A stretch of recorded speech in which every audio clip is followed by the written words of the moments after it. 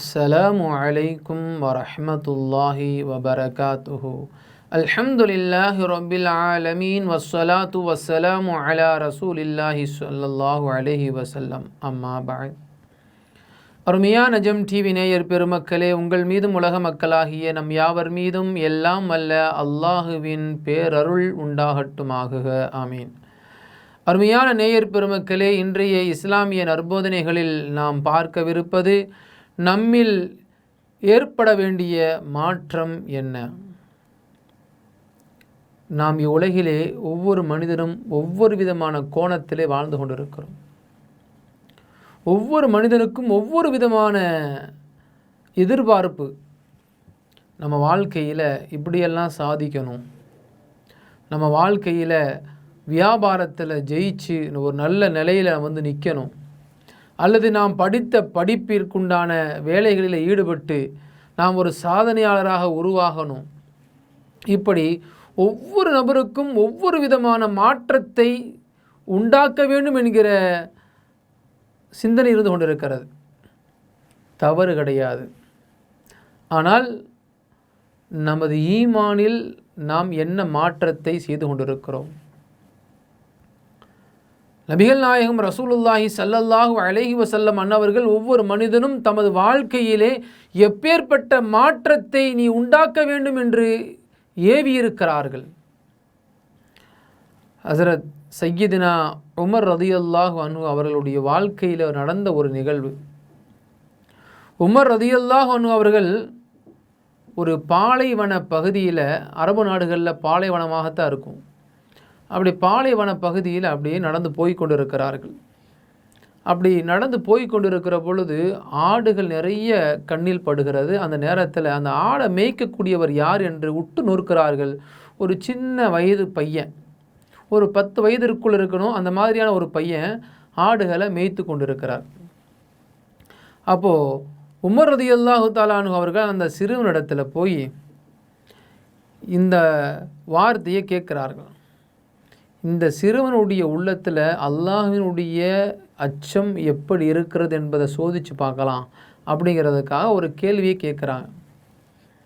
அந்த சிறுவனிடத்தில் நேராக போய், தம்பி, நீ அந்த பாலைவனத்தில் நூற்றுக்கணக்கான ஆடுகளை மேய்த்து கொண்டு இருக்கிறாயே, இந்த ஆடுகள்லேருந்து ஒரு ஆடை மட்டும் எனக்கு அறுத்து கொடுக்குறியா?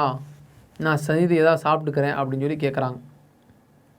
அப்போது உமர் ரலியல்லாஹு அன்ஹு அவரிடத்தில் அந்த சிறுவன் சொல்லுகிறான், இது என்னுடைய ஆடுகள் அல்ல, என்னுடைய எஜமானருடைய ஆடுகள் இவை அனைத்துமே.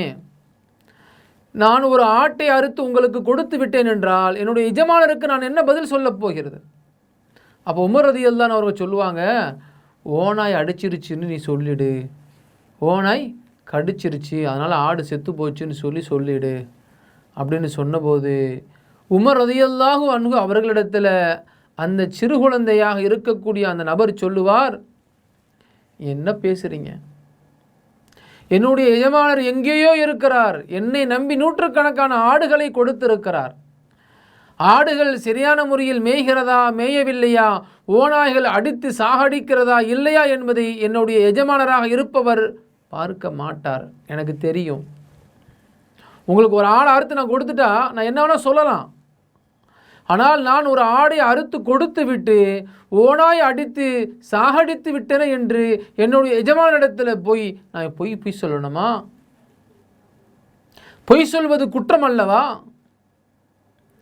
என்னுடைய எஜமானரை நான் ஏமாற்றி விடலாம், ஆனால் உங்களையும் என்னையும் படைத்த அல்லாஹுவை ஒரு காலம் ஏமாற்ற முடியாது.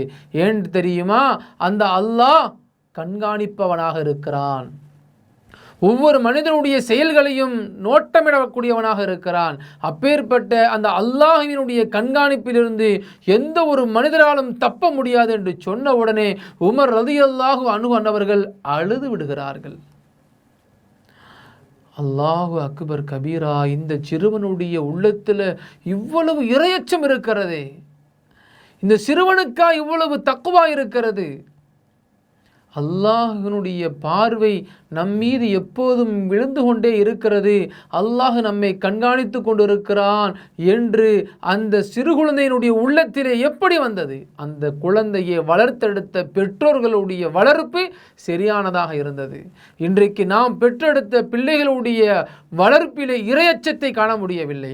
நமது வீட்டிலே இருக்கக்கூடிய குழந்தைகள் ஒரு சினிமா பாட்டை அழகான முறையில் பாடிவிட்டால் மகிழ்ச்சி அடைகிறோம்.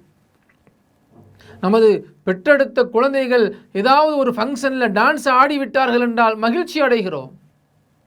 செய்யக்கூடாத ஹராமான விஷயங்களை நமது குழந்தைகள் செய்துவிட்டால் ஒரு சந்தோஷத்திலே நாம் குதூகலித்து கொண்டிருக்கிறோம். ஆனால் நமது குழந்தைகளுடைய நாவிலிருந்து ஒரு லா இலாஹ இல்லல்லாஹ் முஹம்மதுர் ரசூலுல்லாஹ் என்கிற கலிமா வரவில்லையே, அஷ்ஹது அல்லா இலாஹ இல்லல்லாஹ் வ அஷ்ஹது அன்ன முஹம்மதர் ரசூலுல்லாஹ் என்ற கலிமா வரவில்லையே என்கிற ஆதங்கம் யாரிடத்திலேயும் இல்லையே.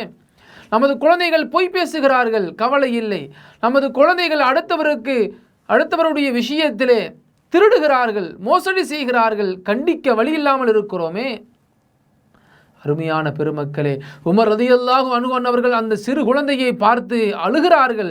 இந்த குழந்தையினுடைய வளர்ப்பிலே உண்மை இருக்கிறது, இந்த குழந்தையினுடைய வளர்ப்பிலே இறையச்சம் இருக்கிறது, அதே போன்று நான் இருக்க வேண்டுமே, அந்த குழந்தையை போன்று நான் இருந்திருக்கலாமே அப்படின்னு அவங்க ஆதங்கப்படுகிறார்கள். அருமையான பெருமக்களே, நாம் நமது குழந்தைகளை எப்பொழுது ஒழுக்கம் உள்ளவர்களாக, இறையச்சம் உள்ளவர்களாக, அல்லாஹினுடைய அச்சத்தை ஏற்படுத்திய நிலையில் நமது பிள்ளைகளை எப்போது உருவாக்கப் போகிறோம்? சிந்திப்போம், செயல்படுவோம். அஸ்ஸலாமு அலைக்கும் வரஹ்மத்துல்லாஹி வபரகாத்துஹு. இன்ஷா அல்லாஹ் மீண்டும் நாளை சந்திப்போம்.